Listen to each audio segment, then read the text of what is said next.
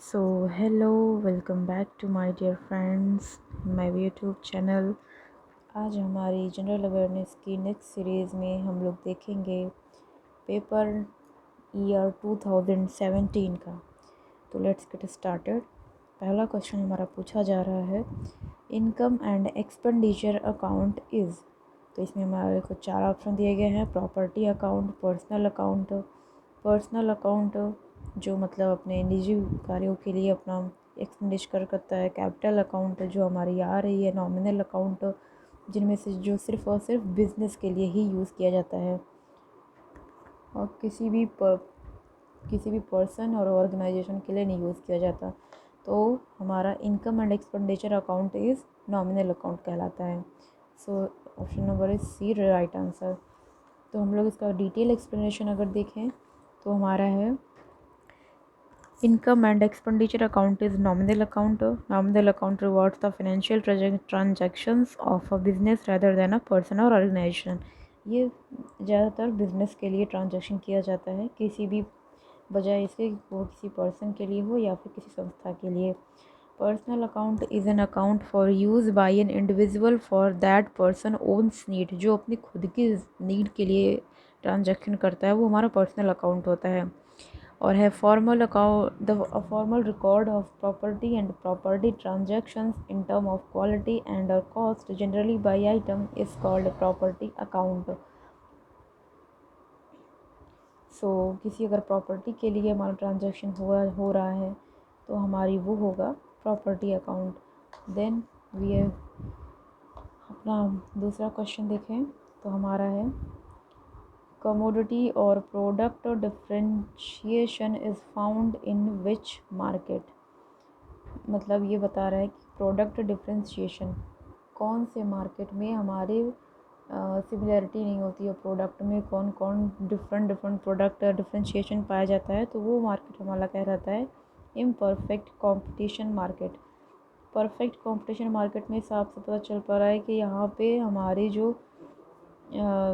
जो कंपटीशन होगा मार्केट में वो बिल्कुल फेयर होगा, सब लोग बिल्कुल इक्वल प्रोडक्ट यूज़ करेंगे और इक्वल प्रोडक्ट के साथ साथ वहाँ पे कंपटीशन बहुत ही मतलब फेयरली होता है। ऐसा नहीं होता कि कोई अपना अलग ही दाम पे बेच रहा है और अपना अलग दाम पे बेच रहा है, इक्वल रेट पे बिका जाता है। मोनोपोली मार्केट में तो इसे समझ में ही आ रहा है कि मोनोपोली मतलब कोई एक ही अपना बिजनेस, एक कोई ऑर्गेनाइजेशन हुआ या फिर कोई भी एक पर्सन हुआ जो मोनोपोली इकट्ठा कर रखा है उस एक स्पेसिफिक प्रोडक्ट पे। तो हमारा राइट आंसर है इम्परफेक्ट कंपटीशन मार्केट, जो कि प्रोडक्ट डिफरेंशिएशन का फाउंड है। तो अब अगले क्वेश्चन पे अगर हम लोग जाएं तो तीसरा क्वेश्चन है, the economist who for the first time scientifically determined national income in India is, तो this is a fact, V.K.R.V. Rao. तो अगर हम लोग बाकी नाम के बारे में देखें तो हम लोग डिटेल क्वेश्चन में जाएं तो हमारा है, V.K.R.V. Rao, an economist, has scientifically determined and national income in India for the first time. According to the first report, the national income of India for 1948 to 49 was Rs 8710 crore. मतलब जो हमारा पहली बार सर्वे किया गया था फर्स्ट रिपोर्ट के अनुसार, जो हमारी पहला इंडिया का 1948-49 में जो किया गया था, उस वक्त हमारी जो थी कैपिटल 8710 करोड़ रुपीज़। और अगर दूसरे नाम का बात करें, Jagdish Bhagwati is an Indian born American economist. Bhagwati is notable for his research in international trade and for his advocacy of free trade. और Kaushik Basu is an Indian economist who was chief economist of the World Bank। और मनमोहन सिंह जी तो हमारे प्रधानमंत्री भी रह चुके हैं और हमारे फाइनेंशियल मिनिस्टर भी। तो हमारा चौथा क्वेश्चन पे जाएं तो which of the following is not a part of the non plan expenditure of central government. तो इसका राइट आंसर साफ साफ दिख रहा है, जैसे कि ऑप्शन में interest payment, grants to state subsidy, इस सारी चीज़ों का लेना देना एक गवर्नमेंट में कितना कैपिटल एक्सपेंडिचर हो रहा है, नॉन सब में रिलेटेड है। But option number C electrification is not relatable, so this is the right answer. अगले क्वेश्चन पे जाएं तो the percentage of decadal growth of population of India during 2001 to 2011 as per census 2011 is. तो इसका right answer है, this is a fact based question, आपको current affair से बिल्कुल जुड़े रहना है। तो इसका राइट आंसर इज़ बी 17.64। अगले क्वेश्चन पे हम लोग चलें तो the concept of constitution first originated in which of the following countries. आप सबको पता है पॉलिटी में सबसे पॉलिटी बैकग्राउंड में बताया जाता है, स्टार्ट कर बैकग्राउंड में जो हमारा कॉन्स्टिट्यूशन फर्स्ट ऑर्गेनाइज्ड ये हमारा लिया गया है ब्रिटेन से। तो right answer is the option C. Then we are going to question number 7 the parliament has been given power to make laws regarding citizenship under which article of the constitution of India. जैसे कि हम सबको पता है कि जो हमारी citizenship की आर्टिकल हैं वो है 5, आर्टिकल नंबर 5 to 11 होती हैं। तो इनमें से चारों ऑप्शन में 5 से 11 दी गई हैं, जिनमें से हमारा राइट आंसर है आर्टिकल 11। आर्टिकल 5, 7 और आर्टिकल 9 के बारे में अगर डिटेल में बात करें तो हमारा article Under Article 11 of the Indian Constitution, the Parliament has been given the power to make laws regarding citizenship। यहाँ पे अंडर आर्टिकल 11 के अंदर बात करें तो हमारे पार्लियामेंट को पावर मिली है कि हम किसी भी सिटीजन के रिकॉर्डिंग लॉ बना सकते हैं। आर्टिकल 5 की बात करें तो citizenship at the commencement of the constitution. Article 7 में बात करें तो right of citizenship of certain migrants to Pakistan.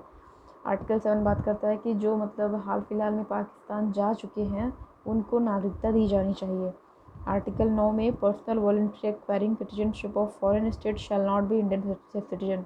मतलब अगर आपने किसी और देश की नागरिकता ली हुई है तो आप इंडियन सिटीजन नहीं कहलाएंगे। ये हमारा आर्टिकल 9 की बात करता है।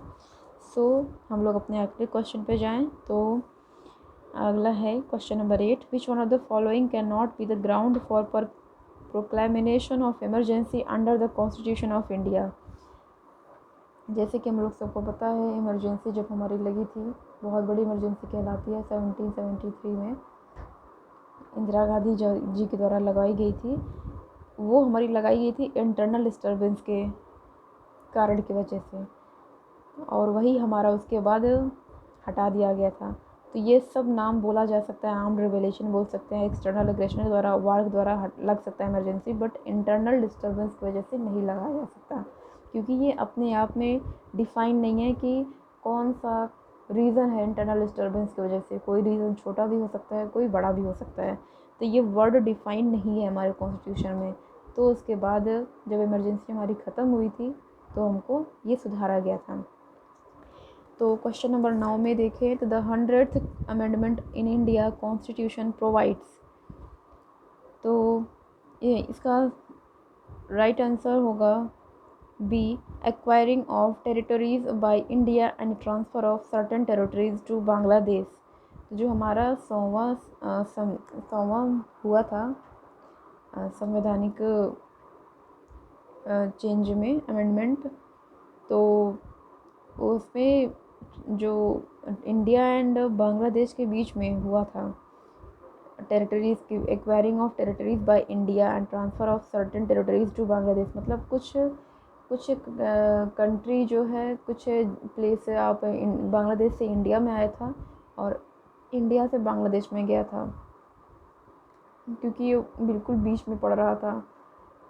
कुछ इंडिया का बिल्कुल बीच में पड़ रहा था, फिर किनारे किनारे बांग्लादेश का पड़ रहा था। इस वजह से कुछ चीज़ें जो हैं इंडिया के पास चली गई ताकि वो अंदर रहे, और कुछ भाग जो है बांग्लादेश में दे दिया गया।